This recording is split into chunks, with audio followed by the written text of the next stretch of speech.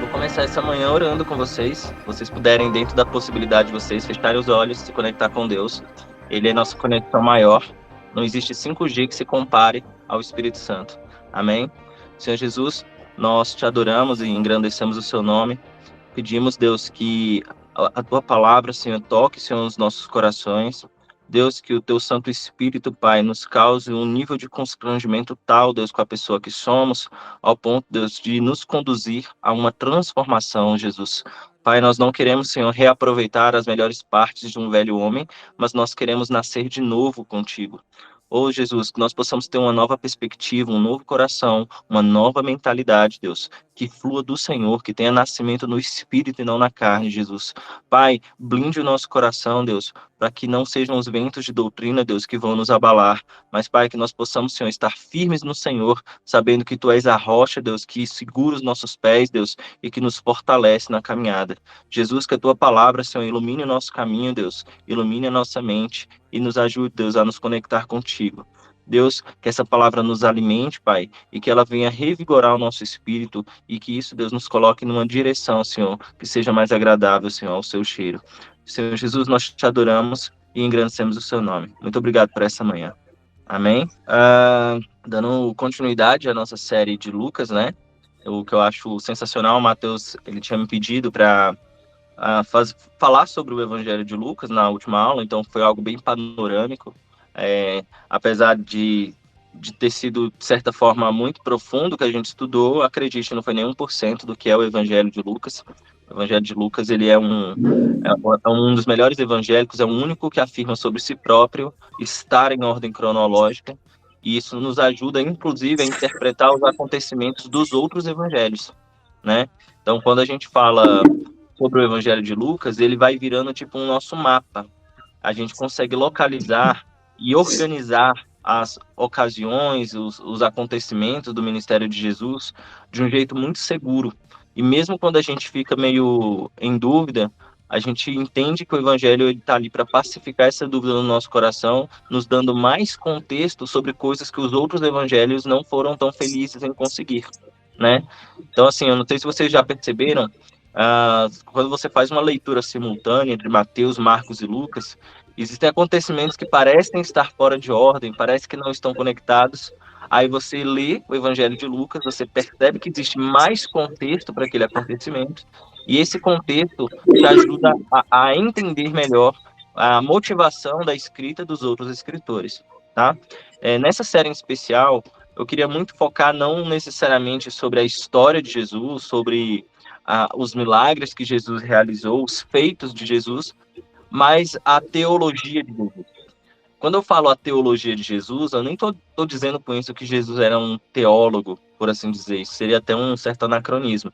Mas é entender por que que Jesus incomodava tanto as figuras religiosas do seu tempo, sabe? Por que que era tão intragável assim alguém que pregasse coisas que têm um valor tão interessante como o amor, a paz, a justiça, sabe, a bondade.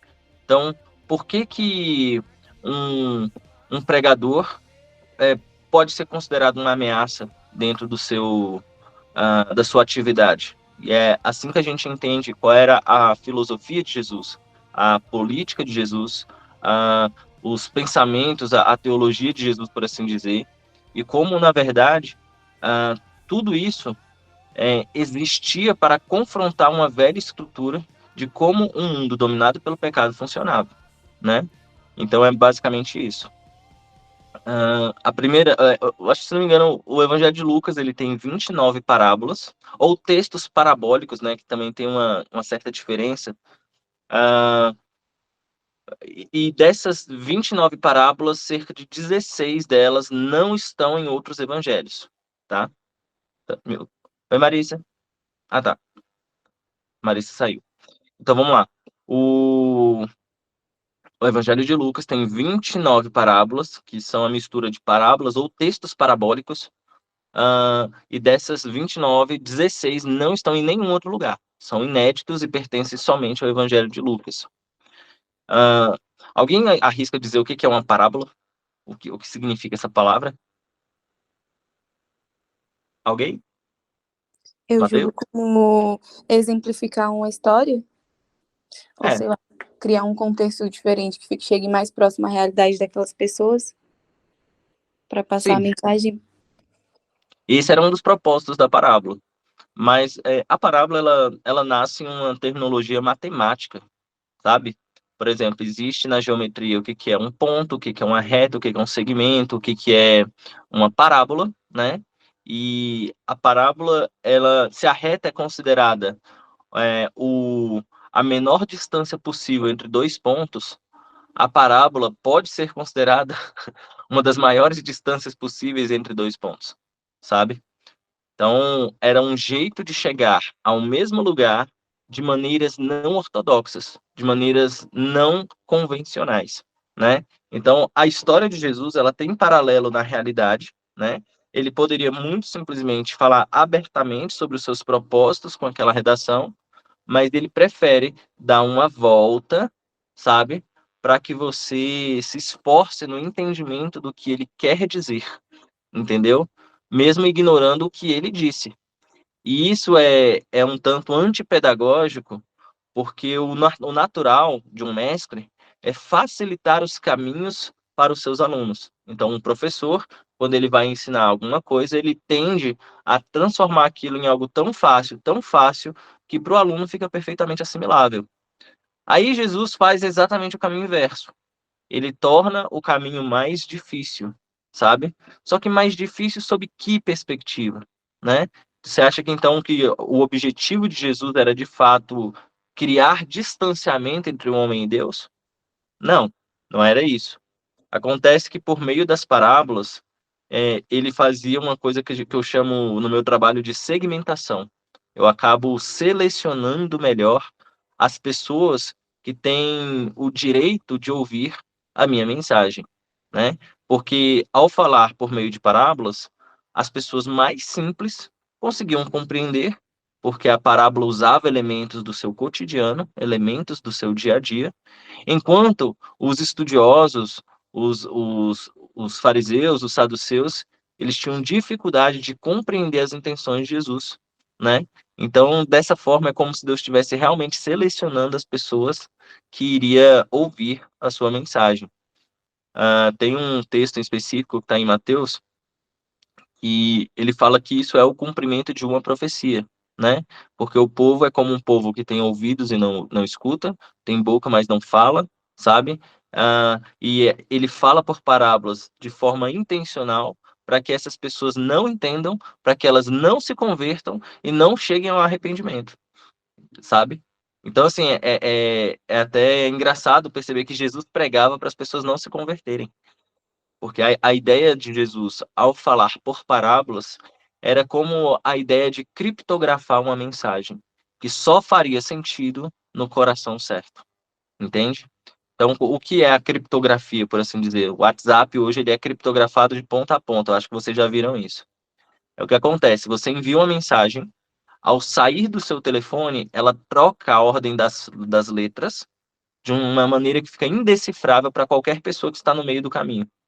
Mas quando a mensagem chega no outro telefone, o outro telefone se torna a chave que descriptografa essa mensagem. E a pessoa que recebe consegue visualizar o que você mandou. De modo que ninguém no meio do caminho, por melhor interceptador que seja, não consiga compreender a mensagem. Então, basicamente é isso. O curioso é que uma parábola, no ponto de vista matemático, ela, ela aparece em um plano cartesiano por meio de uma equação de segundo grau. Aí eu estou usando pela primeira vez na vida Bhaskara, que é uma coisa que eu aprendi no ensino médio e eu nunca usei na prática para mais nada. Porque na fórmula de Bhaskara, Sentido, você gente. sempre vai conseguir ter duas respostas. Oi, desculpa. Agora faz todo sentido aquela humilhação na escola. Era Agora eu faz, ia ser agora eu crente, entendi. né? É Aí para entender a Bíblia. era pra isso, entendi. Exatamente. O que é uma equação de segundo grau? É quando você formula um nível de problema que ele pode ter duas respostas possíveis. Isso é uma equação de segundo grau. Por isso que você faz lá e descobre o que é x' e o que é x duas linhas, sabe? Eu sei que para alguns aqui, eu tô falando assim, nossa, uma coisa que vocês não lembram há muito tempo. Mas eu sempre achei muito interessante que fosse possível criar uma pergunta com duas respostas, sabe? Eu sempre achei isso muito intrigante para mim. Porque quando você tem, sei lá, uma equação de primeiro grau, onde você tem que descobrir x mais 3 é igual a 8, qual o valor de x? É muito fácil você deduzir. Agora, quando você tem que descobrir um nível de problema onde as duas respostas estão certas, isso é meio assustador. Isso demonstra que o nosso universo ele tem paralelo em outro, sabe? Isso cria uma demonstração de que é perfeitamente possível que uma pessoa tenha pontos de vista, duas pessoas tenham pontos de vista diferentes e as duas estarem certas, sabe? Isso é muito fantástico para mim. E no plano cartesiano, o que é um plano cartesiano? Você cria um eixo X, cria um eixo Y, e você vai criando alguns pontos e ele vai criando uma forma. E a forma que se faz em uma equação de segundo grau é de uma parábola. E é por isso que é, existia uma certa ambiguidade em tudo aquilo que Jesus falava. Jesus, de certa forma, ele conseguia com uma paulada matar dois coelhos, por assim dizer, sabe? Ele conseguia confundir os fariseus fazendo uso da lei e, de certa forma, aspas, aspas, desrespeitando ela, né? Porque ao fazer milagres, ele estava cumprindo profecias, ao mesmo tempo que ele fazia isso num sábado, sabe? Isso bugava muito a cabeça dos fariseus, isso bugava muito a cabeça dos estudiosos, né? E mostrava, na verdade, qual é o universo que estava em espelho de qual universo. Porque, de certa forma, a perspectiva do judaísmo é que o céu fazia eco com as coisas que aconteciam na terra. E Jesus estava nos mostrando que, na verdade, a terra faz eco com as coisas que acontecem no céu. É por isso que lá em Mateus, no capítulo 16, você vai ver que ao responder Jesus, dizendo que ele era o Cristo, o Filho do Deus vivo, Jesus fala que entregaria uma chave nas mãos de Pedro, né? Onde coisas na terra seriam ligadas no céu e coisas no céu serão ligadas na terra. Existem dois ambientes que estão em consonância, né? Estão espelhando valores e ao falar por meio de parábolas, é como se Jesus pegasse e falasse no idioma do céu e a sua humanidade traduzisse isso para um idioma da terra. Então, o agricultor não fazia ideia do que seriam anjos, querubins, arcanjos, sei lá, seres viventes, sabe? Então Jesus pegava essas informações, traduzia para um idioma natural e plantava no coração dessas pessoas as sementes da eternidade, né? Por meio de falas muito simples, como comparar o reino dos céus a um grão de mostarda, como comparar o reino dos céus a um homem que encontrou um grande tesouro, como comparar o reino dos céus a um homem que negociava pérolas, sabe? E você vai perceber que as parábolas de Jesus, elas tinham essa característica de imprimir no nosso coração valores eternos que eram inassimiláveis por meio da lei, né? Pode falar, Glacielen. Bom dia, para todos. Bom Pastor, dia. você falou que essa forma de Jesus falar sobre a parábola, em forma de parábola, acaba sendo considerada até antipedagógico, né?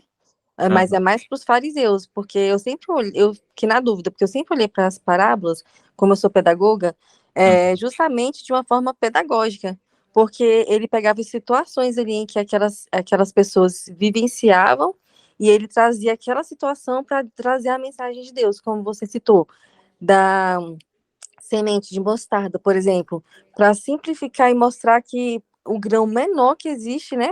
O menor grão, se você tiver uma fé daquele tamanho, ela te faz mandar um monte se mover e ele vai se mover. E ele acabava trazendo situações em que se exemplificavam para aquelas pessoas como era tão simples, bem mais fácil de entender do que eu falar assim, olha, pastor, Hailey, se você tiver uma fé bem pequenininha, você já é o suficiente para fazer milagre.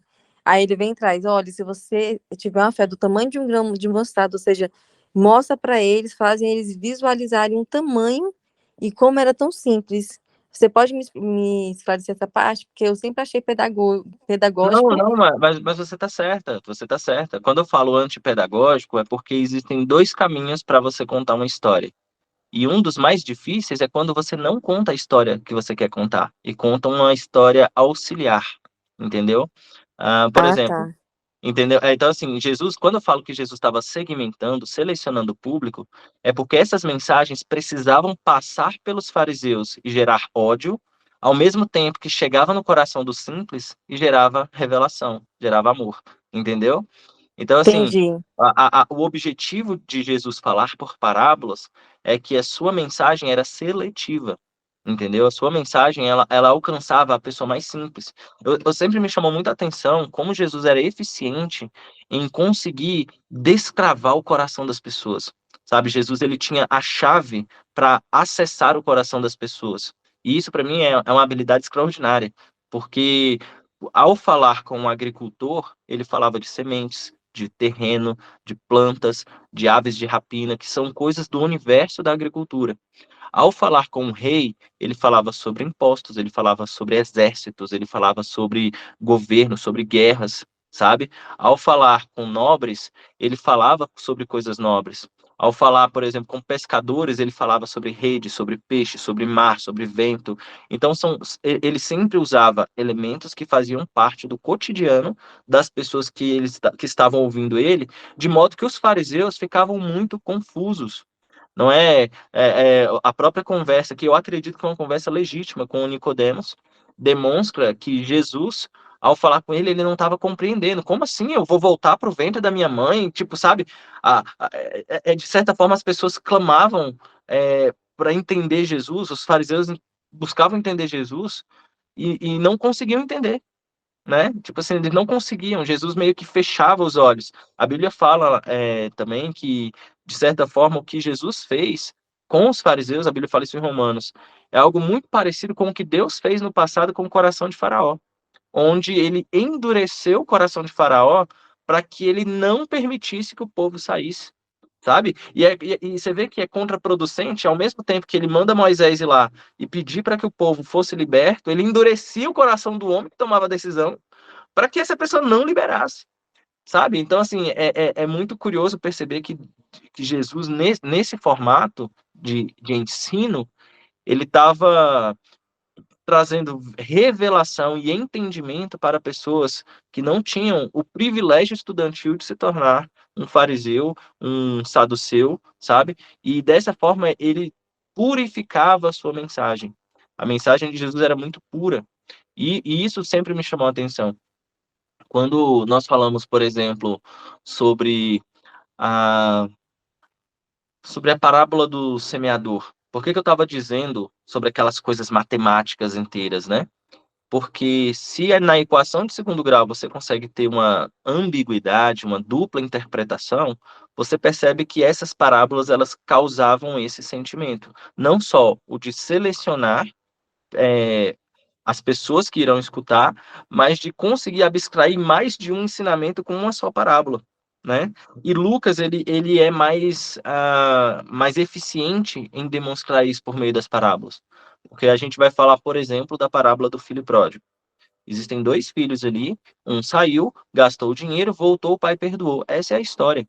É disso que se trata. Mas Lucas, ele acrescenta, né? Não que seja o autor que acrescente, mas ele valoriza outros aspectos da fala de Jesus que pode nos dar outro entendimento quando a gente olha e foca na vida do filho mais velho. Entendeu? Então, assim, a capacidade de, com um ensinamento, ele falar várias histórias, isso é fenomenal, sabe? Até hoje, quando a Bíblia fala que a palavra de Deus se renova, é esse o sentimento que eu tenho. Toda vez que eu leio a Bíblia, é como se eu nunca tivesse lido antes, sabe? Vocês já tiveram essa sensação? Você termina de ler e fala assim, nossa, uau, ufa, concluí, terminei de ler a Bíblia. Aí você vai ler de novo e fala, meu Deus, como é que eu não vi isso? Meu Deus, como é que eu não percebi isso? Olá, Milena. Então, assim, sim, ela é antipedagógica para os padrões dos fariseus, né? Mas ela é extremamente pedagógica para as pessoas que ele escolheu ser alvo daquela mensagem. Tem até uma passagem, se não me engano, está em Mateus, no capítulo 11, onde registra uma oração de Jesus. É Jesus orando, porque ele estava agradecendo a Deus pelo privilégio de Deus ter escolhido os pequeninos, sabe? E ter confundido os ricos e os mais abastados. Aí você vê uma oração de Jesus nesse sentido, de dizer sim, a minha mensagem tem um alvo, a minha mensagem tem um objetivo, e, de certa forma, se os judeus, se as autoridades religiosas tivessem entendido, muito provavelmente Jesus seria recebido sim como Messias, e a salvação estaria conscrita ao território de Israel. E, na verdade, o propósito de Deus ao enviar Jesus é a redenção do mundo. E para isso ele precisava ser rejeitado. Aí você abre lá em João no capítulo 1, verso 12, que ele fala assim, que para todos aqueles quantos receberam, deu-lhes o direito de serem feitos filhos de Deus, sabe? Então, é muito importante ver que existem aqueles que não receberam. E por não terem o recebido, esse privilégio que antes era exclusivo de Israel, agora se tornou universal, né? Foi amplificado. É por isso que em uma das parábolas, que é uma das parábolas mais incríveis, fala ah, sobre um homem que fez uma festa de casamento para o seu filho, e ele criou alguns convites e espalhou esses convites entre convidados de honra. Só que esses convidados não valorizaram o poder desse convite e criaram desculpas para não estar na ocasião do casamento do filho desse senhor, né? E isso foi tomado por um insulto, mesmo que muitas dessas justificativas elas eram válidas. Um falou assim: ah, eu comprei um campo, vou ter que ir lá visitar o campo. Ah, eu me casei, então eu não vou poder ir. Ah, eu comprei uma junta de bois, eu vou precisar conferir com o comprador, com o vendedor e tal. Então, ele fica encolerizado com a recusa dos seus convidados e pede para que o mensageiro vá por meio das ruas e chame qualquer um, porque ele não queria ver a festa vazia, né? E isso é muito poderoso. Você fala assim, uau, que legal. Então, aquelas pessoas são Israel, né, que não receberam um convite, então todas as outras pessoas foram convidadas. Que lindo, que maravilhoso. Mas não passa muito tempo depois disso, ele encontra um desses convidados na festa e percebe que ele está mal vestido. Fala assim, como é que você conseguiu entrar aqui? Tipo, ah, não, é que eu fui convidado e tudo. Falou, não, mas você não tá vestido adequadamente para estar aqui. Leva esse cara embora. Aí levou ele para um lugar onde há trevas e ranger de dentes, sabe? E aí você fica assim, meu Deus, espera aí, eu jurava que eu já tinha entendido a parada. Para mim já tinha acabado a história. E você vê que no final existe outros adendos, sabe? Que vão multiplicando a interpretação dessas parábolas. E isso, assim, para mim é muito poderoso, porque Jesus ele conseguia ser muito assertivo em fazer com que essas histórias que são ambíguas pudessem se encontrar em um propósito, sabe? Que é o de iluminar o entendimento das pessoas a respeito do reino de Deus. Muitas dessas parábolas, como as que estão em Lucas, elas também se encontram, claro, nos outros evangelhos, mas Lucas ele sempre faz ele traz essa perspectiva mais ampla, mais completa e que tenha mais significados do que as outras. Amém? Mas vamos dar uma lida então, no Evangelho de Lucas, no capítulo 8, que é onde se registra uma das primeiras parábolas de Jesus. Amém? No Evangelho de Lucas, claro. Deixa eu ver aqui.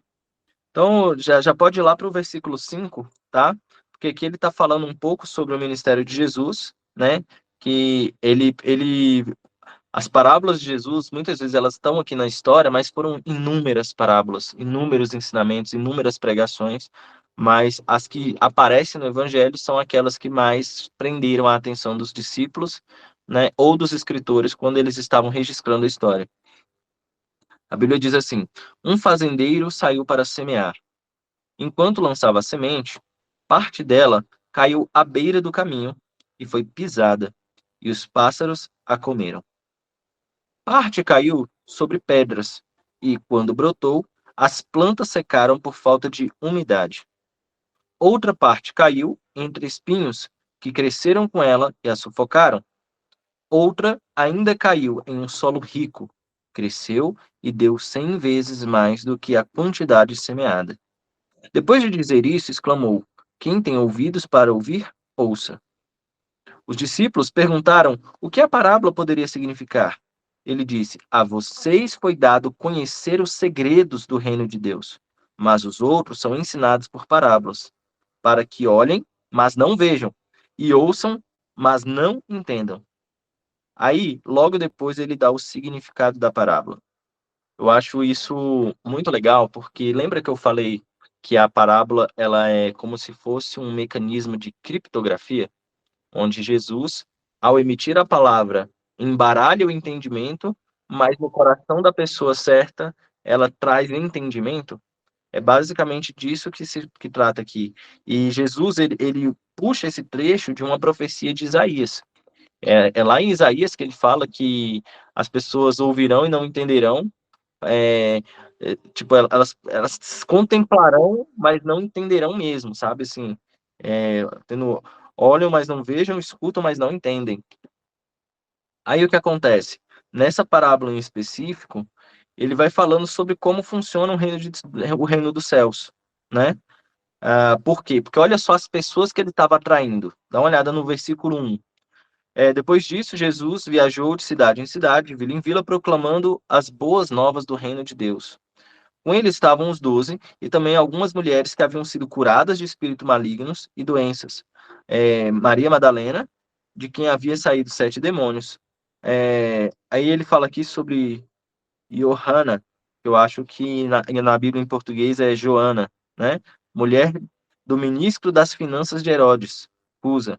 E Susana e muitas outras. Essas mulheres ajudavam a sustentá-lo com seus bens. Parte das pessoas que ele menciona aqui em cima são pessoas que têm um desprestígio social. Elas até eram entusiastas do ministério de Jesus, mas uma era conhecida como uma endemoniada, né? Outra era conhecida como a mulher de um inimigo do Estado, sabe? Mesmo que ela tivesse simpatia com o ministério de Jesus, ela era uma das poucas pessoas que não faziam coro com a média das pessoas com que Jesus se relacionava, né? Então, assim, ele vai falando que o reino dos céus, ele é como um semeador que saiu a semear. E acidentalmente, né? Acidentalmente, alguma parte dessas sementes, elas foram caindo. E o que divergia sobre elas era o tipo de terreno onde essas sementes germinavam. Então, na verdade, o poder de germinar, ele sempre vem da semente, independente do ambiente que ela se encontra. Mas os ambientes têm influência sobre a qualidade final daquilo que a semente gera. Então, quando uma cai sobre o meio do caminho, ele fala que as aves vão lá e se aproveitam dela, né? E impedem o crescimento natural daquela semente por esse tipo de intervenção. Outra cai em um terreno, em um solo pouco fértil, onde o poder do sol vai lá e queima essa semente. Então ele vai dando aqui, falando que a mensagem é a mesma, a qualidade da semente é a mesma, mas os corações das pessoas recebem essa mensagem de um jeito diferente. E aquele que recebe a mensagem em um terreno de alta qualidade, um terreno preparado, essa semente ela gera mais sementes porque ela frutifica, entendeu? E ela acaba entregando um volume de retorno maior do que o prejuízo inicial de ter perdido aquelas sementes, sabe? Aí os discípulos falam assim: olha, eu não entendi, né?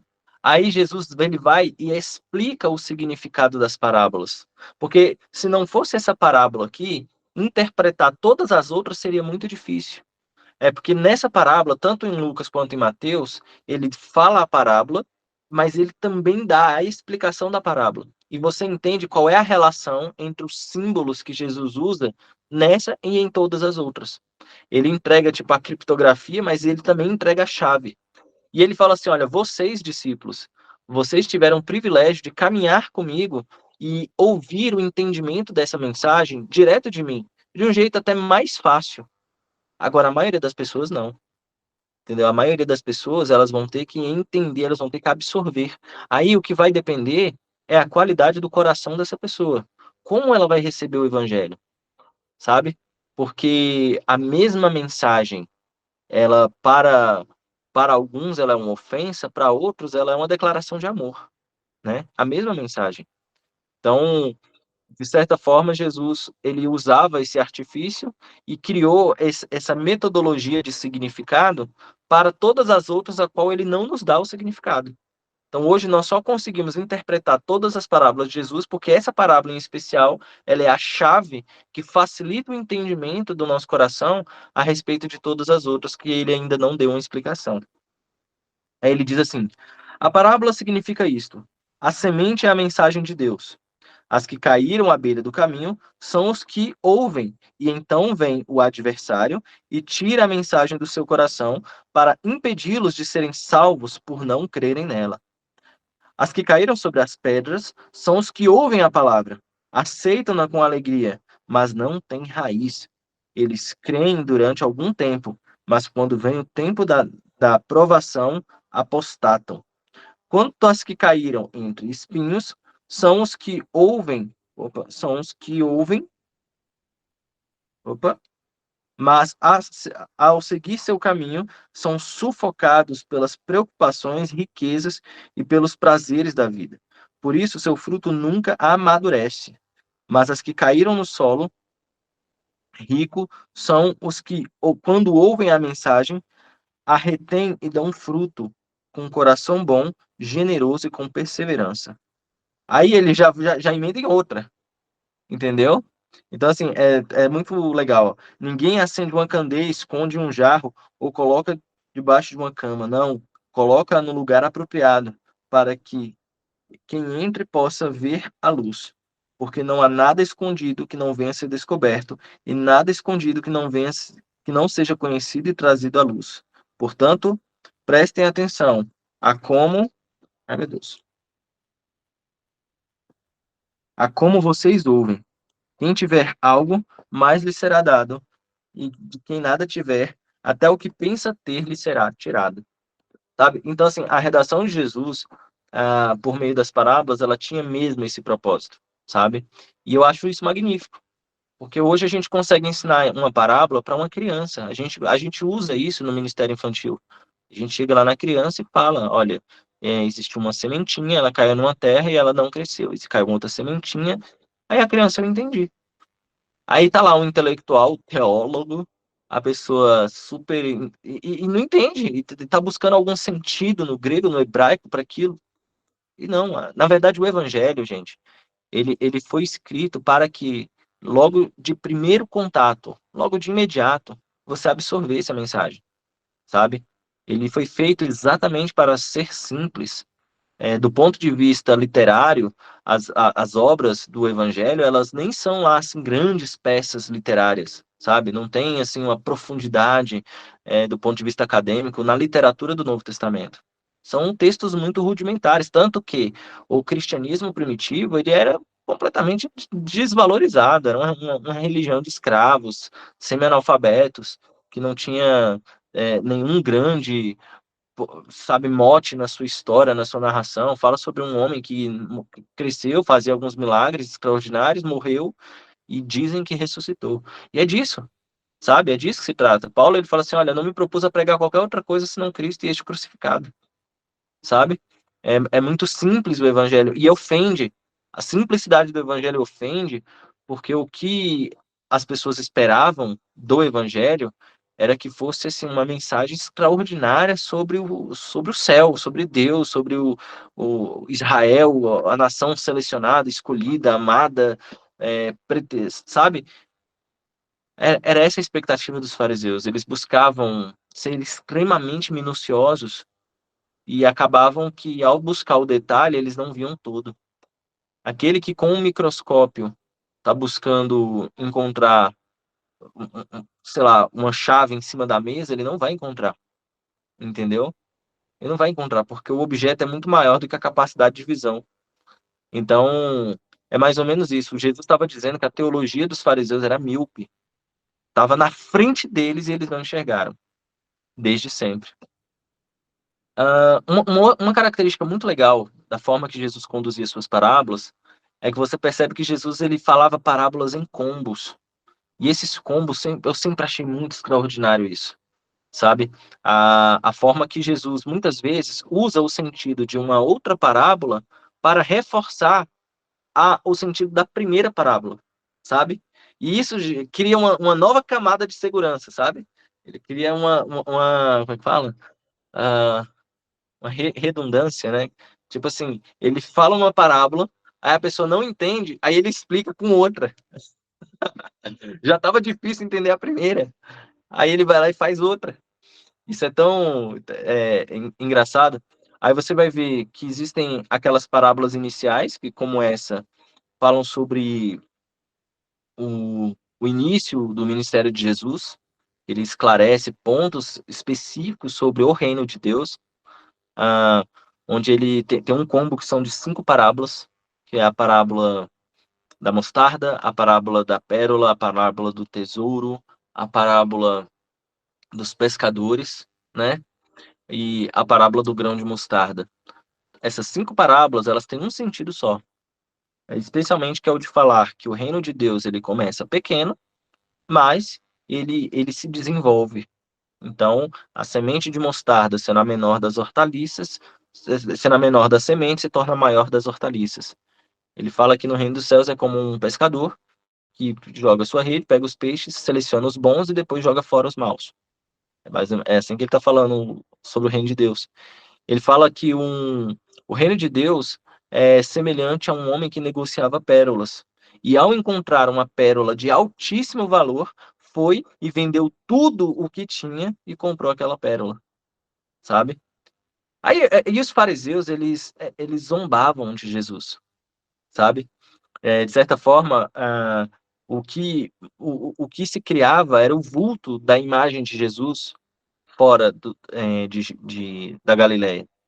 Então, lá em Lucas, no capítulo 5, você vai ver que ao pregar em uma casa, ele chamava a atenção de várias pessoas diferentes. A Bíblia diz que iriam pessoas tanto da Galileia, quanto da Judéia, quanto de Samaria, iriam estudiosos, iriam fariseus, iriam deficientes. E você vê essa multiplicidade no público daquilo que ele estava falando, né? E todos eles iam motivados por uma curiosidade. Quem é esse cara? Eu ouvi dizer que ele faz milagres, mas será que faz mesmo? Eu tenho que ir ver. Então ele chegava nesse lugar e pensa, as expectativas eram altas, seja para aqueles que tinham expectativas saudáveis, quanto aqueles que tinham expectativas não saudáveis. Então, por exemplo, o paralítico, ao ouvir sobre isso, ele falou, não, eu tenho uma expectativa saudável nessa informação.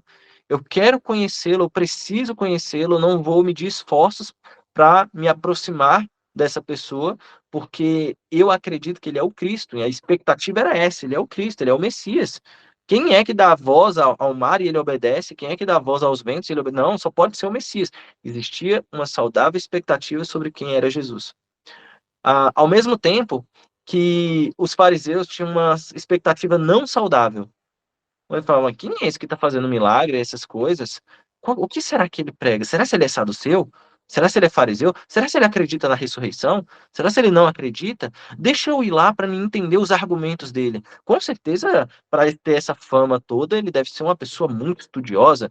Ele deve, sei lá, conhecer vários idiomas, uma pessoa muito culta. Certamente essa pessoa tem muitos recursos para ter estudado tanto, para sua sabedoria ser tão considerada. E quando os fariseus chegavam lá, e eu via Jesus falando de joio, de trigo, eu ouvia Jesus falando de pesca, de tempestade, de rocha, de areia. Eles ficavam profundamente decepcionados. Profundamente. Nossa, eu pensei que ele era um mestre. Chego aqui, ele é um idiota. Eu chego aqui, ele é. Pelo amor de Deus, olha só o tempo que eu perdi com isso, sabe? E os fariseus, um a um, ia reduzindo a sua expectativa, mas ficavam intrigados com o nível de audiência que ele alcançava. Uai, mas como que eu, sendo praticamente um querubim ungido, né, não consigo ter os mesmos efeitos, não, apesar de todos os meus estudos, que esse carpinteiro, sabe? Como isso é possível, sabe? Era é, um impropério, era uma, sei lá, era considerado uma coisa assim, uma piada de péssimo gosto na cabeça dos fariseus, que Jesus tivesse tamanha relevância, mesmo não sendo estudado na teologia deles, né? Aí até o momento que Jesus ele vira para o paralítico, ele fala assim, perdoados são os teus pecados, aí ele foi a primeira vez que ele atraiu oposição para si. Os fariseus começaram a pensar, perdoados são os seus pecados? Como assim perdoados são os seus pecados? Ele é maluco? Ele não pode dizer uma coisa dessa. Quem pode perdoar pecados senão Deus? E eles ficavam criando motivo para descredibilizar o ministério de Jesus. E no Evangelho de Lucas, você sempre vai ver essa combinação entre parábola e milagre. Parábola e milagre. Ele pregava a parábola. Os fariseus desprezavam essa mensagem. Aí ele ia lá e operava um milagre e aumentava muito a relevância da mensagem. E os fariseus não tinham capacidade de combater retoricamente o que Jesus falou por causa daquilo que Jesus fez, sabe? E isso que era incrível. De certa forma, ele pergunta teologicamente para os fariseus: o que é mais fácil dizer? Levanta-te, anda ou perdoados são os seus pecados? Aí eles pensaram: é claro que é levanta-te, anda, porque uma vez que você fala isso, você está amarrado ao compromisso de fazê-lo se levantar e andar. Ele falou: então vou fazer o seguinte, eu vou fazer o mais difícil. E vai lá e cura o paralítico. Agora eu tenho expectativa que vocês façam o mais fácil. O que é o mais fácil? Perdoe os pecados, sabe? Então, assim, o que Jesus estava mostrando para os fariseus por meio dessa situação é que existia uma mensagem e essa mensagem ela era corroborada pelos milagres que acompanhavam as mensagens. E é por isso que se você for lá no início do Evangelho de Lucas, quando o próprio Lucas está fazendo a narração, explicando a motivação dele ter escrito o Evangelho, ele fala assim, olha, Teófilo, eu tive o cuidado de escrever todas as coisas que Jesus fez e ensinou, sabe? E eu fiz isso baseado em uma ampla pesquisa das testemunhas oculares, pessoas que visualizaram os feitos e as mensagens de Jesus. Ou seja, o milagre, ele era a paulada final para Jesus implementar aquilo que ele estava pregando. E você vai ver isso em vários acontecimentos no Evangelho de Lucas. Jesus prega, ele é descredibilizado, ele faz um milagre e os fariseus não têm condição de rebater retoricamente a mensagem por causa do poder do milagre que acompanhou aquela mensagem, né? Quando estava falando sobre os combos, esses combos dessas 5 parábolas são iniciais. O reino dos céus é semelhante a. É assim que funciona o reino dos céus. O reino dos céus é dessa forma, é desse jeito, é nesse molde, e as pessoas entendiam, e os fariseus não entendiam, né?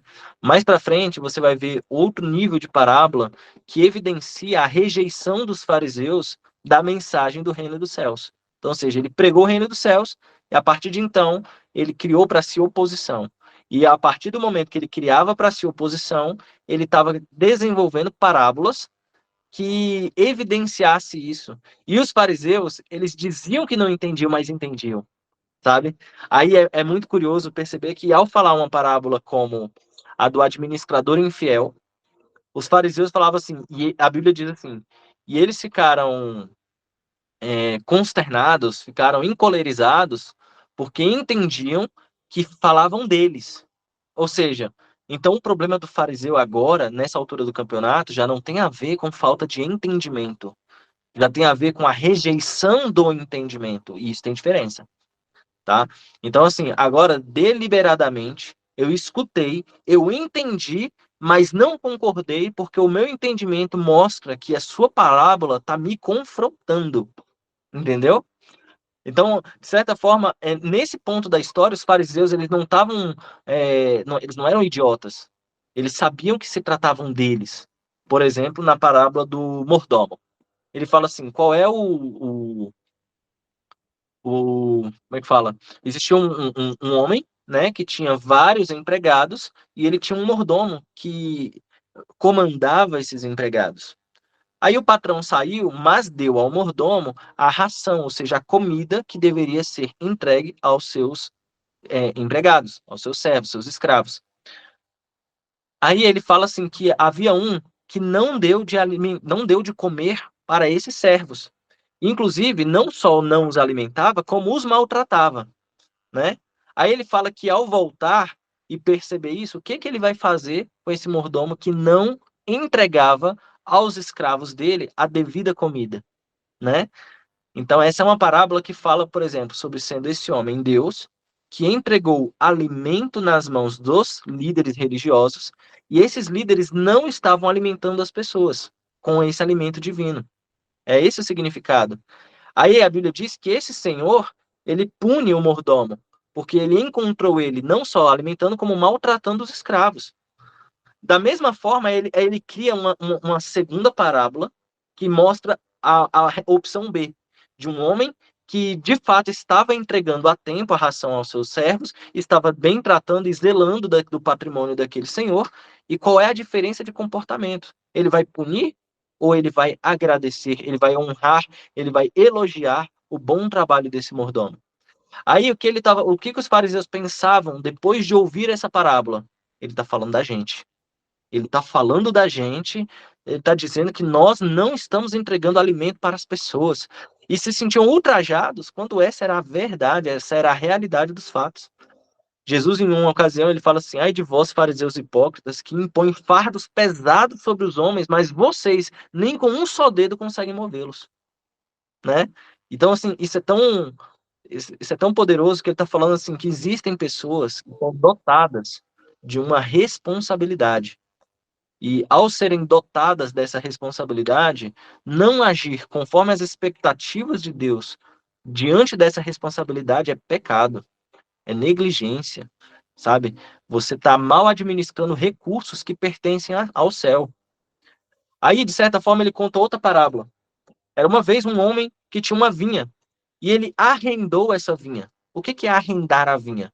É você de criar uma sociedade. Tipo assim, eu entro com o recurso e vocês entram com o cuidado.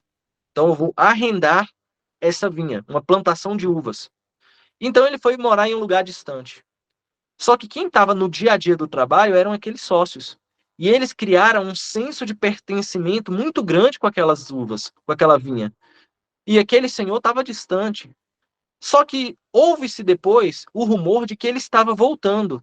Então, esses trabalhadores que se apoderaram daquele recurso pensaram: não, nós estamos aqui trabalhando pela manutenção da vinha. Essa vinha agora nos pertence. Nós não temos mais laços com esse proprietário, por mais que tenha sido ele quem financiou essa plantação. E esses rumores chegam ao dono da vinha, fala assim: não, vou enviar alguns mensageiros para explicar para eles que eu sou o dono, eu tenho a escritura, eu tenho todos os papéis. Eu só arrendei para eles que eles pudessem cuidar. Só que ao chegar os mensageiros, eles matam os mensageiros. Aí ele vai lá, manda mais novos mensageiros. E eles também matam os mensageiros. Até que ele pensa da seguinte maneira, um pensamento que eu não teria, mas é a forma que Jesus constrói a parábola. Olha, muito provavelmente eles terão respeito se eu enviar o meu filho para conversar com eles, para negociar com eles, para mostrar para eles e provar por A mais B que essa vinha me pertence. E ao chegar o herdeiro, aqueles que arrendaram a vinha pensaram: esse é o herdeiro. No fim das contas, ele que vai se beneficiar da propriedade do Senhor. Então vamos e matemo-lo, para que a gente se apodere da vinha por definitivo. E eles vão lá e matam o filho desse senhor também. E a parábola não tem conclusão. As pessoas ficavam olhando Jesus falando aquilo e ele não conclui. Ele fala assim, agora formula vocês, com a criatividade de vocês, o que esse senhor deve fazer com esses assassinos. Aí todo mundo começou a dar ideia. Foi um brainstorm ali. Tipo, não, ele deve matar esses caras. Ele deve trucidar eles. Nossa, eles devem... Sabe? E os fariseus, ao ouvir, perceberam que essa parábola dizia a respeito deles. Porque Jesus, não poucas vezes, ele chamava os fariseus de assassino de profetas.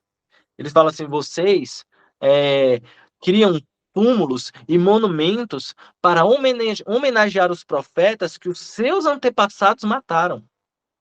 Então, na verdade, esses monumentos nem são para os profetas que vocês pretendem honrar. Esses monumentos são para honrar os assassinos deles. Porque vocês idolatram o comportamento desses assassinos. Porque vocês, igual a eles, não receberam a mensagem de Deus no coração e rejeitaram todos os profetas que eram enviados pelo meu Pai, e vocês ainda assim não se convertiam. Porque se a gente for olhar a história dos profetas no Antigo Testamento, são histórias de homens que pregavam contra a sua cultura. E as pessoas zombavam, ridicularizavam, humilhavam, perseguiam, matavam esses profetas e só perceberam que era uma mensagem de Deus depois que esses homens estavam mortos. Então, Jesus estava dizendo que os fariseus são como esses.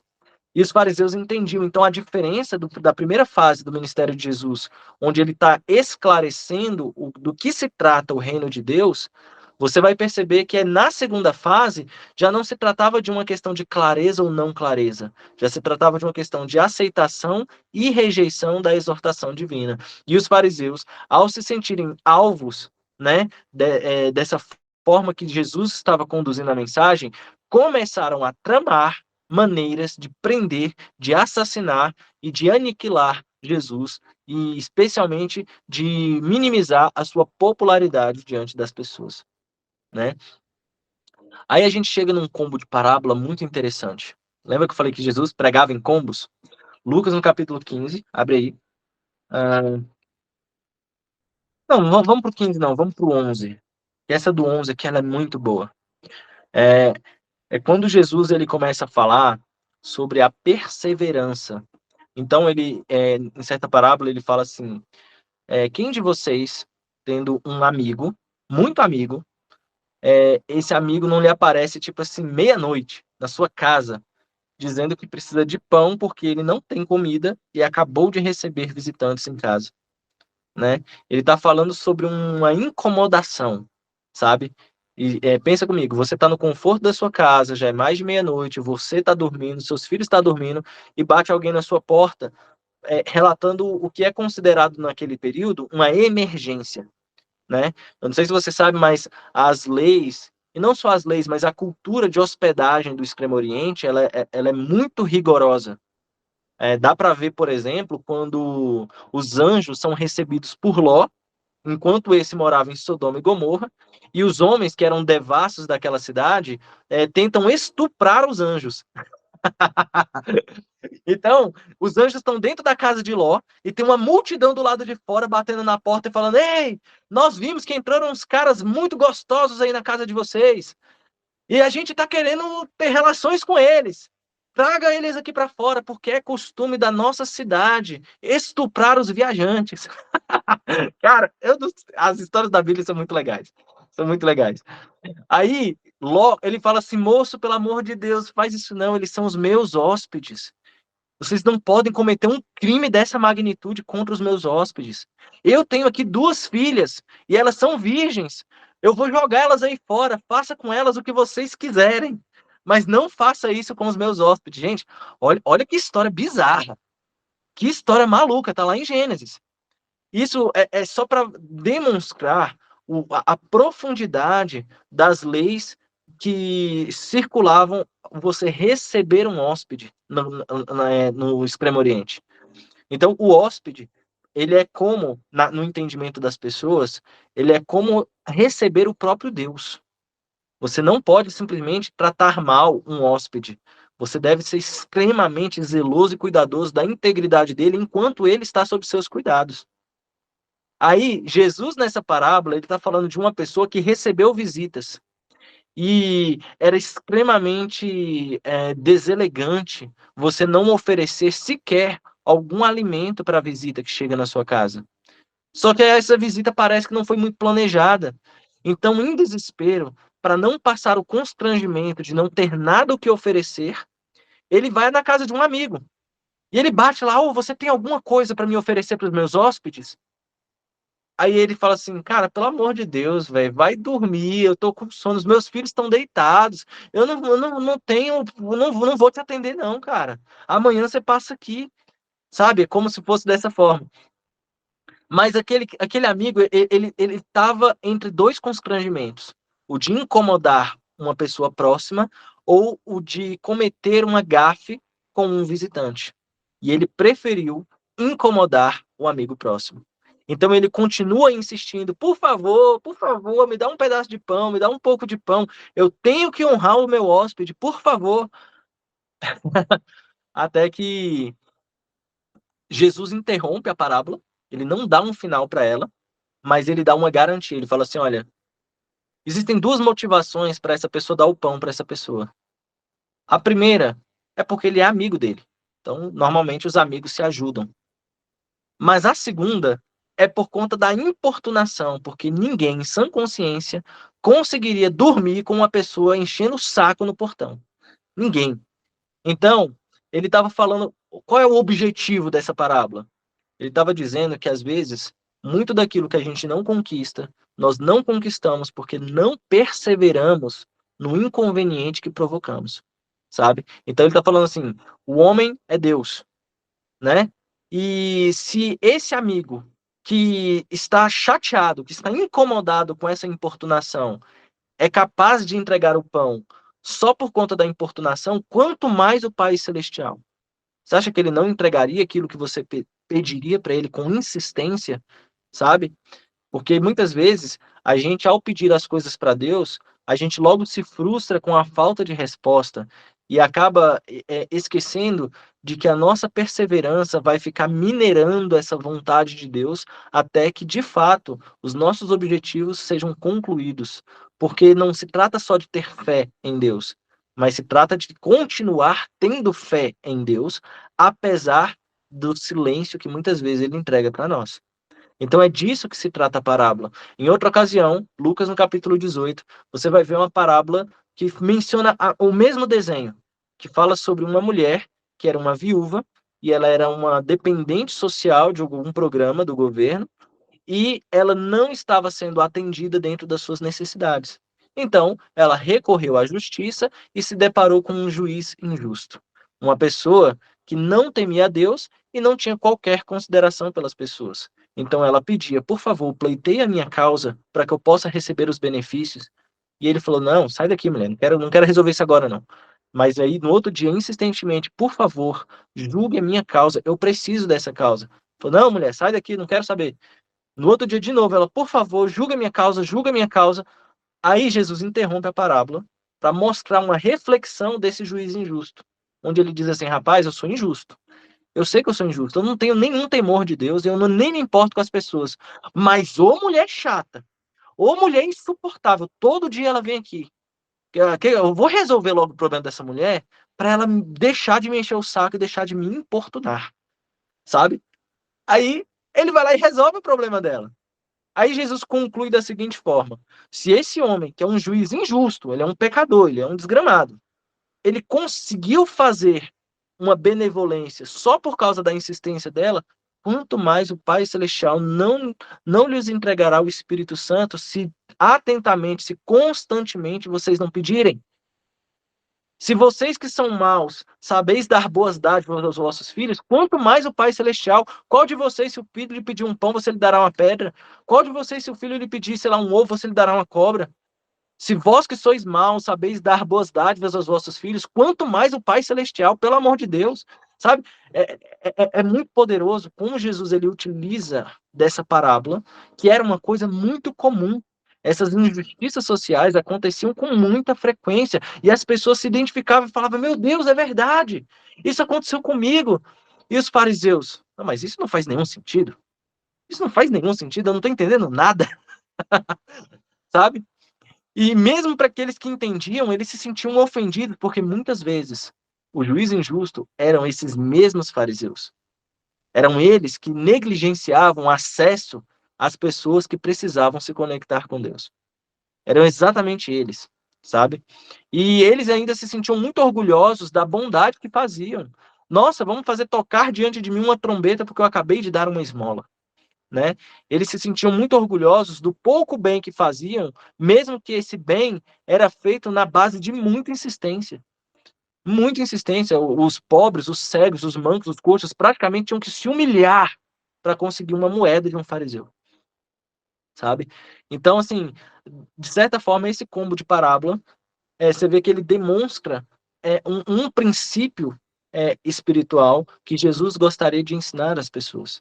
De certa forma, quando eu falei que Lucas, além de parábolas, ele tem textos parabólicos, é porque nem sempre tudo se trata de uma parábola, mas muitas vezes de uma paráfrase, um entendimento acessório que desperta, que abre uma chave na cabeça dos discípulos para que eles entendam os valores que Jesus queria ensinar.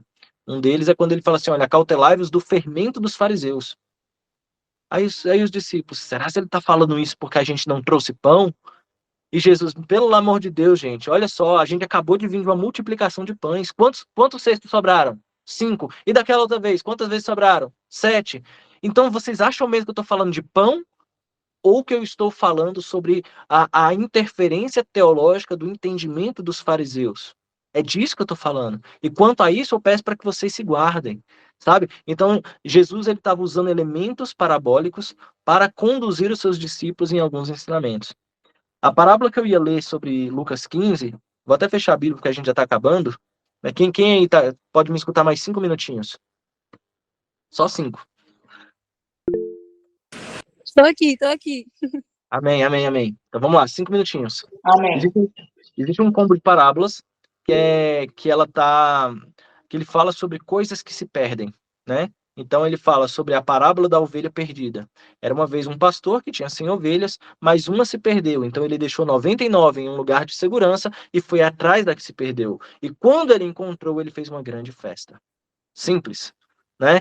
Aí logo mais ele fala assim: o reino de Deus é semelhante a uma mulher que, tendo 10 dracmas, ela perdeu uma dentro de casa. Então ela acendeu a luz, varreu a casa, encontrou a sua dracma e festejou com seus amigos, né? E logo depois ele conclui falando a parábola do filho pródigo, onde ele fala que um pai tinha 2 filhos, o filho mais moço pediu a sua herança, o pai o entregou, ele saiu, gastou dispendiosamente, mas passou por necessidade devido a uma grande fome e refletiu sobre como os empregados na casa do seu pai eram tratados. Logo, ele manifestou o desejo de voltar e, ao voltar, pede perdão ao seu pai, que ignora tudo aquilo que ele está falando para festejar com ele. Entrega para ele o boi cevado, uma capa, um chinelo, um anel e festeja. Ao mesmo tempo que o filho mais velho, ao se deparar com essa situação, ele se ressente porque não queria que o irmão fosse tratado daquela forma, por entender que ele tinha mais mérito naquela festa do que o irmão mais novo. Resumi bem?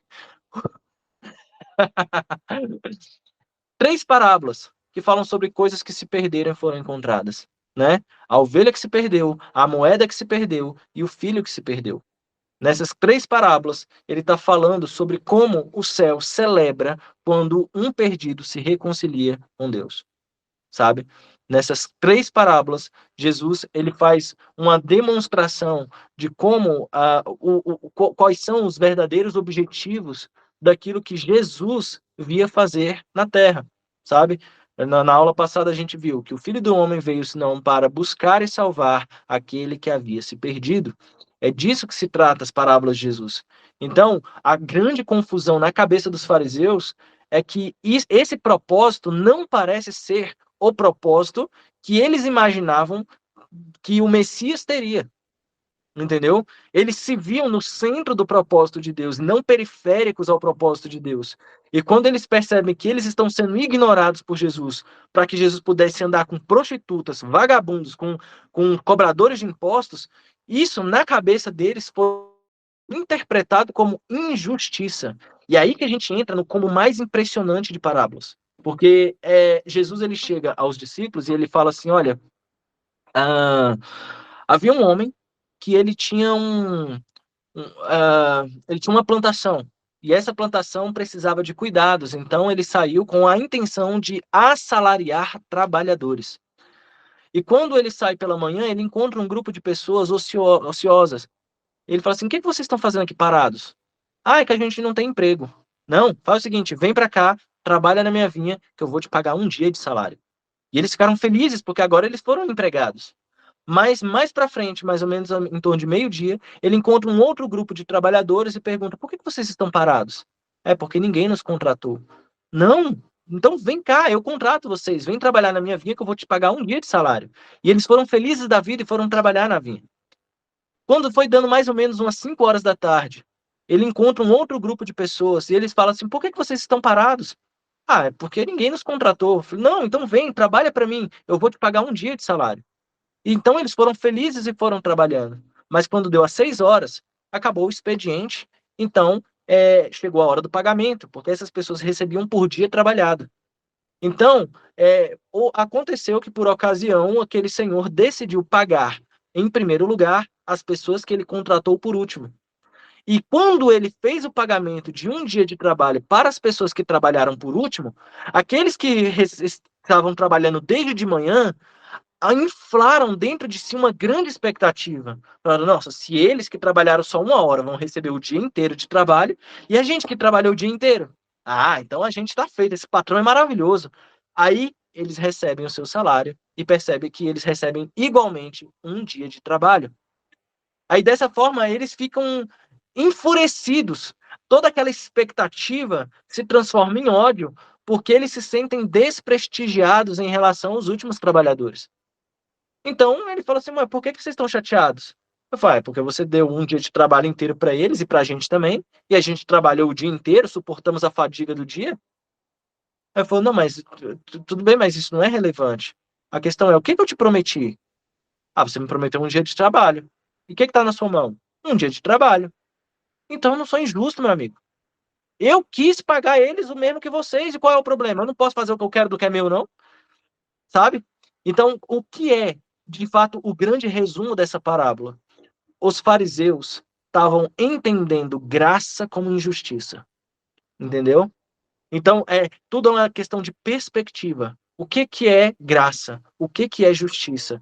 Jesus não estava sendo justo com os últimos trabalhadores.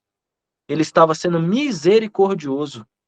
Porque ele teve, na verdade, foi compaixão pelo fato deles não terem arrumado alguma ocupação. E os fariseus, na verdade, queriam receber conforme os seus méritos e não conforme a promessa, sabe? E os nossos méritos diante de Deus não constroem muita coisa.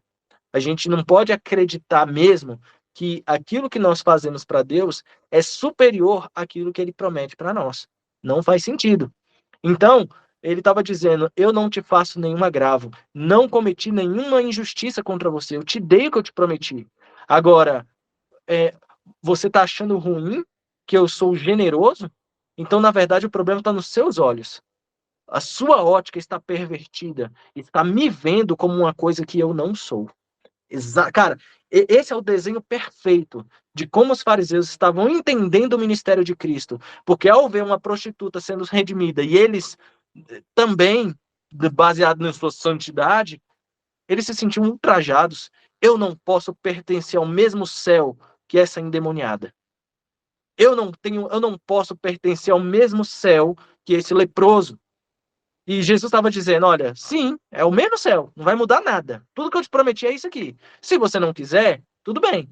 Mas eu não vou deixar de dar para as pessoas que eu quero dar o benefício da salvação porque você sente que isso é algo injusto. Isso não é injusto. Você não tem olhos adequados para enxergar a minha misericórdia, sabe? Várias vezes você vai ver nos evangelhos Jesus falando assim: volta na lei e reaprende o que quer dizer misericórdia quer e não sacrifícios. Vocês não entenderam o coração do meu Pai. Não entenderam. Ah, e assim, ele conclui as suas últimas parábolas, os últimos discursos públicos de Jesus, que também é um combo de parábolas, onde ele fala sobre a pessoa que enterrou os talentos, as virgens, e fala também sobre o filho do homem que divide as nações diante dele. Essas parábolas em específico, elas estão em Mateus, tá, gente? Eu sei que a gente estava falando de Lucas, mas é porque é muito panorâmico falar de parábolas, né? E lá em Mateus, no capítulo 25, você vai ver essas 3 parábolas, onde Jesus ele fala que o reino de Deus é como 10 virgens que estão esperando um noivo para o casamento. E eu não queria que vocês entendessem isso errado, não é que um noivo vai se casar com 10 mulheres, não tem nada a ver. É um noivo, vai se casar com uma mulher e ele precisa de 10 damas de honra, sabe? É mais ou menos disso que se trata a parábola. Só que essas damas de honra normalmente são crianças. E as crianças não suportam muito tempo o período de demora de uma festividade como essa. O noivo se atrasou e as virgens dormiram, né?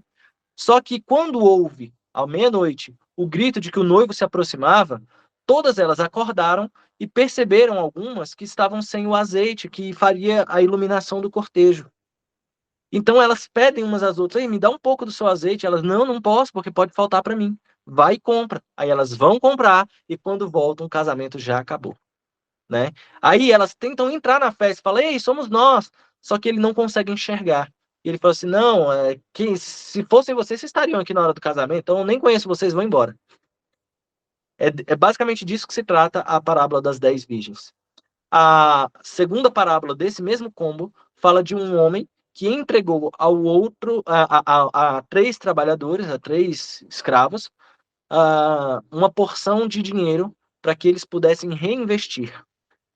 Aí essa pessoa saiu em viagem e quando voltou, buscou os frutos desse investimento. Ao perceber que um multiplicou, ele agradeceu. Ao perceber que o segundo multiplicou também, agradeceu, mas o terceiro não.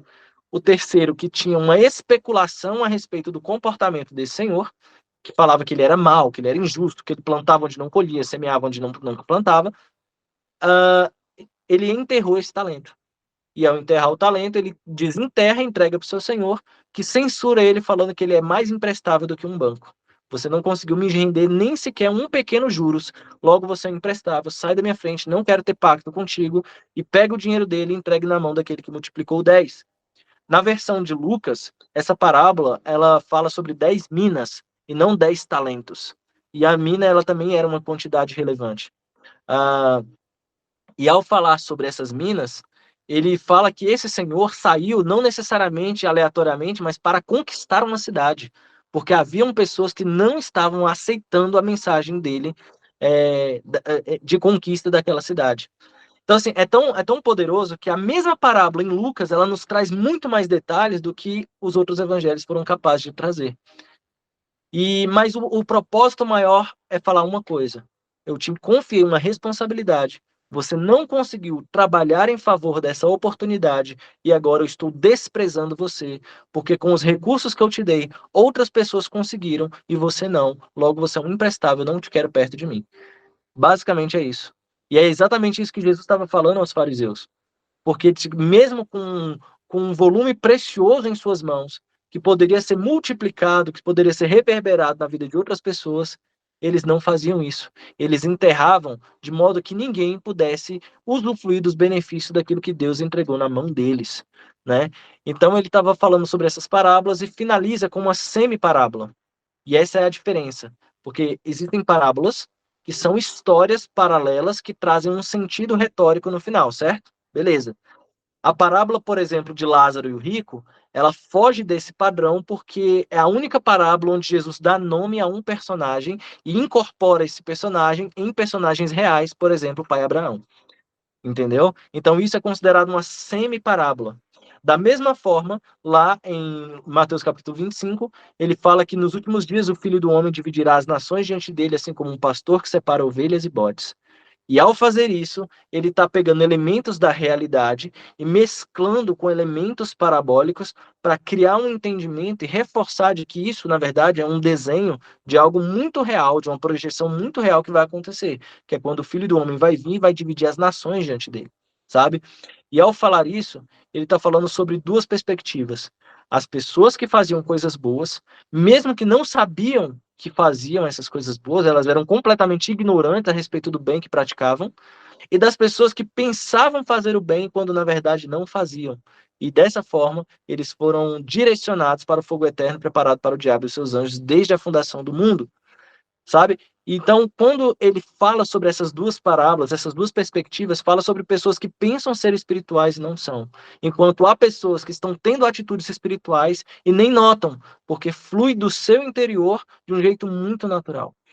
Então, ao finalizar com essa parábola, Jesus encerra os seus discursos públicos e segue para o rumo da sua história. E muito tempo depois é quando os discípulos tiveram a verdadeira compreensão de todos esses textos estranhos que Jesus pregava. Então, é como se o entendimento deles fossem abertos, como se as escamas dos olhos deles caíssem e eles percebessem de que, de fato, muitas dessas alegorias, muitas dessas falas que Jesus falou, têm relação direta com o percurso e a jornada que ele fez em direção à cruz. Então, assim, as parábolas de Jesus, elas são uma fonte riquíssima de entendimento, de interpretação, mas não cria interpretação para a parábola. Ele deu a chave da interpretação por meio da primeira parábola que ele ensinou. Então, ao se deparar com a parábola, tente entender qual é a natureza metafórica daquilo que ele está explicando, porque no seu coração tenho certeza que ele vai trazer um entendimento tão profundo, e esse entendimento vai se renovar cada vez mais que você for lendo essas parábolas. Amém? Então, assim, com isso eu encerro hoje a nossa ministração. Eu sei, é muita informação, eu praticamente resumi um evangelho de 26 capítulos, nossa, muita coisa de uma vez só. 24 capítulos. É muita coisa. Então, leiam os evangelhos, tentem buscar entendimento dessas parábolas, porque para mim não faz nem sentido você dizer que ama Jesus e não carrega sequer aquilo que ele ensinou. É igual eu falei, né? O Lucas tem 29 parábolas e eu não citei nem 7. Eu acho que eu não citei nem 10 parábolas aqui. Tem muitas outras mais. Leiam, estudem, tenho certeza que vai ser muito gratificante, vai ser muito edificante para a vida de vocês. E claro, eu deixo aberto aqui a dúvida, se tiver alguma dúvida quanto qualquer coisa, por favor, levanta a mão, fala aí, abre o seu microfone. E é isso. Falem aí, estou à disposição de vocês. Muito bom aprender com o meu pastor. Cada aula abre a mente da gente para um entendimento que eu acho que, assim, quando a gente tem mais tempo dentro da igreja, a gente vai criando aquele comodismo de não compreender a renovação do evangelho, né? Porque a gente pensa, eu já ouvi isso. E quando a gente vai ouvindo novamente, vai mudando a ótica, principalmente quando a gente para refletir sobre, quando a gente para estudar. Eu ouvi uma parábola uma vez, aí ouvindo de novo, nossa, já me deu outro entendimento. Então isso é bom porque vai refrescando a nossa compreensão sobre o evangelho e sobre as estratégias de Jesus para que hoje nós fôssemos alcançados, né? Porque era algo que a gente não tinha parado para pensar, pelo menos eu. É que se naquela época o evangelho tivesse sido todo aceito, não estivesse criptografado, como foi dito, né? A gente não teria sido alcançado hoje. Nós não estaríamos aqui. Ele teria parado naqueles e salvou aqueles e pronto, porque os pobres, nós temos essa parte, né, de ter sido agraciados, de ter sido alcançados porque o evangelho foi rejeitado por alguns outros. Então, é muito bom lembrar disso, porque refresca a nossa memória cristã e aquece o coração no sentido de que Deus pensou até em nós aqui hoje, nesse tempo, nesse século, nesse ano. Quando Jesus pregou milênios atrás, que eu não sei nem quanto tempo faz, mas quando ele pregou há muito tempo atrás, ele já estava pensando em mim aqui, para que eu pudesse compreender aquilo que ele estava dizendo. Sim, sim. Isso é realmente poderoso. Nós teremos muitos irmãos surpreendentes no céu. Essa capacidade, eu vejo que uma grande chave para a interpretação da palavra é você ser dotado de uma grande humildade. Eu acho que muito do que impedia os fariseus de visualizar o que Jesus falava é porque eles se recusavam a reduzir o seu altar pessoal, aquilo que eles construíram para si mesmos, para absorver de uma pessoa que eles consideravam mais burra do que eles, para considerar que alguém poderia partilhar do mesmo benefício que ele, sendo alguém menos favorecido. Então, assim, é por isso que a Bíblia fala que Deus resiste ao orgulhoso, né? Deus resiste ao orgulhoso porque, de certa forma, não tem como você dialogar com alguém que tapou os seus ouvidos para aprender. Ela só quer ensinar, ela não quer aprender. Por isso que eu falo assim, eu acho muito da hora. Se você for perguntar para mim, eu prefiro infinitas vezes ter momentos assim de discipulado, de conversa, de interação com um grupo, mesmo que pequeno, de pessoas, do que estar em grandes altares, grandes púlpitos, porque para mim eu acho que isso aqui é a oportunidade que eu tenho de aprender também. Eu recebo muito da vida do Matheus, da Marissa, de vocês, da Daphne, de todo mundo aqui, porque eu não consigo me olhar como superior, mas eu consigo me olhar como um aprendiz também. Como eu amo aprender com vocês, como eu amo caminhar e perceber essa fome, essa sede, eu acho isso extraordinário. Você vai perceber que hoje não existem tantos influenciadores que estão dispostos a viver uma rotina de devocionais flopados, sabe? Não existem tantas pessoas que estão com tanta disposição para entregar energia naquilo que vai atingir somente 5, 6, 7 pessoas. Mas Jesus fez isso. Jesus empreendeu muita energia para atrair para si 12 pessoas, né? é um fracasso do ponto de vista de liderança você não conseguir capitalizar uma grande multidão, uma grande audiência. E, na verdade, para mim é uma grande honra. Quando cada um de vocês fala assim, nossa, eu aprendi alguma coisa, eu absorvi alguma coisa, pronto, eu já posso morrer em paz, sabe? A minha missão já foi totalmente cumprida, estou super satisfeito com isso. E eu vejo que o verdadeiro evangelho, ele sempre vai florescer no coração de pessoas que tenham essa humildade, essa capacidade de perceber que a Bíblia é simples. A Bíblia não é um instrumento da nossa teologia. A Bíblia, ela é uma mensagem de Deus aos nossos corações, sabe? Não dá para você pegar, colocar Deus em uma máquina e fazer uma autópsia dele como se ele fosse um objeto científico. Ele é uma pessoa. Ele faz questão de que esse entendimento floresça por meio de um relacionamento. Jesus não fundou uma faculdade. Jesus viajou com discípulos, sabe? Então, assim, é muito surpreendente perceber que a metodologia de Deus fez com que ensinamentos que em algumas horas ele poderia ter passado para todo mundo se estendesse por 3 anos de convivência. Eu acho que muitos dos líderes da atualidade não conseguem submeter o seu ministério ao desafio da convivência, porque na convivência as pessoas descobrem também as suas falhas, né? E é por isso que hoje faz mais sentido para alguns caminharem à distância, discipularem à distância, sabe? Porque não conseguem se submeter ao processo da convivência. Hoje eu valorizo muito as pessoas que conheceram os meus defeitos e ficaram na minha vida, sabe? Então tem gente que fala assim, o Harley tem defeito? Nossa, demais! O Matheus mesmo me ligou hoje, 9h50. Harley, você não vai esquecer não, né? Tá de pé, né? Por quê? Porque uma vez eu falhei com ele, e ele tá certo. Mas ele conheceu o meu defeito e não se ressentiu. Ele falou, não, eu continuo com o Harley, apesar dos defeitos dele, porque ele não tem amor pela minha palavra, ele tem amor pela minha pessoa. E eu vejo hoje que as pessoas têm muito isso. Idolatram palavras, mas não têm simpatia com pessoas. No menor dos erros, elas são massacradas, excluídas, rejeitadas, e as pessoas que permanecem são essas que merecem a sua admiração.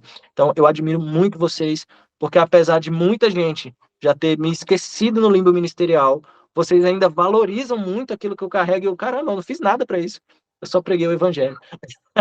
E que bom, que essas sementes de eternidade floresçam no coração de vocês, vocês cresçam, multipliquem, né? Porque hoje eu já não me vejo mais tanto na ponta da lança do avivamento, eu me vejo muito mais na retaguarda disso, mas eu projeto em vocês experiências extraordinárias que o evangelho florescido no coração de vocês vão posicionar vocês.